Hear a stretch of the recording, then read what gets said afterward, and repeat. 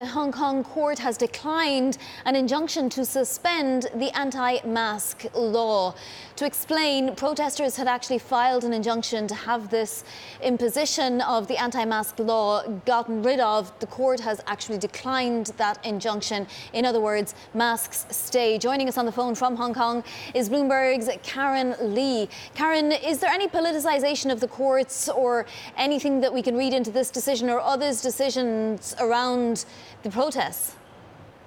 Well, you know, the thing to look at tonight here is how people are reacting to this and how they've been reacting since Carrie Lam made this announcement a few hours ago.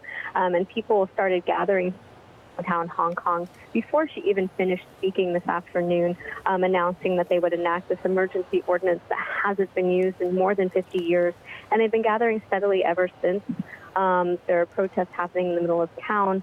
And people are, I think it would be, there's an eerie vibe in parts of the city. Areas that are normally really full on a Friday night are pretty empty. People seem to be concerned.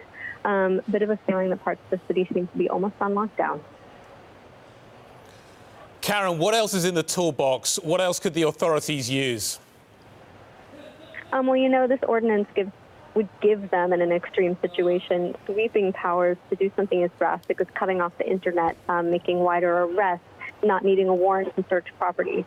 And so while this is, at this point, just a face mask ban, this is something that has people edgy and a bit worried about what it means going forward. And to that extent, we're seeing a lot of protests planned for Saturday and for Sunday. And this is something the government has said will quell the unrest, and this is what they're looking at it to do. But at the same time, it seems to be fueling momentum and fueling protester anger. And we're going to see how that plays out on the streets here over the next couple of days. Karen, China's official response, at least, has been pretty muted so far. Does China at some point get less muted in its response?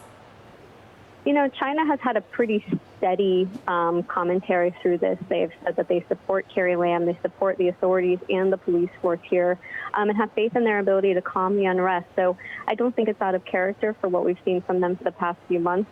And I don't, at this point, see any indication that that would grow louder or that their line would change.